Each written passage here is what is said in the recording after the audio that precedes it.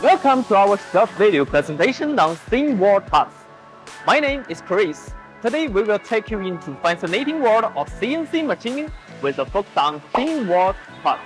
During the machining process of parts, the formation of wall breakage often occurs due to too small wall thickness, especially when processing non-ferrous light metals such as aluminum or magnesium alloys.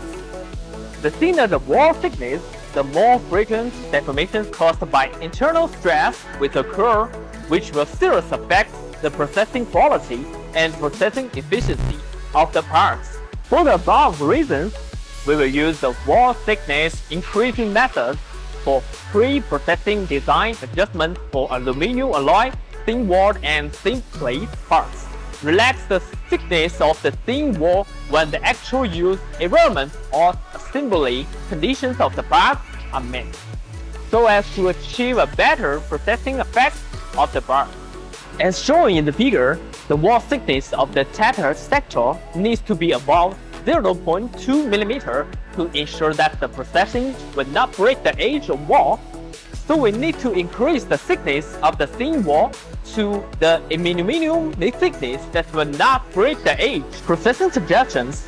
First, check the function and assembly requirements of the part again to understand which thin wall thickness can be adjusted appropriately.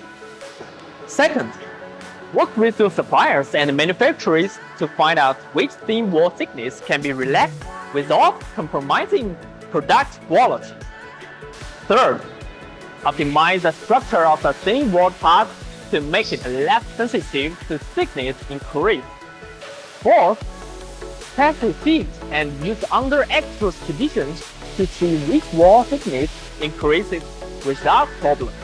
If you have any metal or plastic parts machine needs or want to explore how our cutting-edge technicals can benefit your project, don't hesitate to get in touch with us, Wayken Rapid Manufacturing.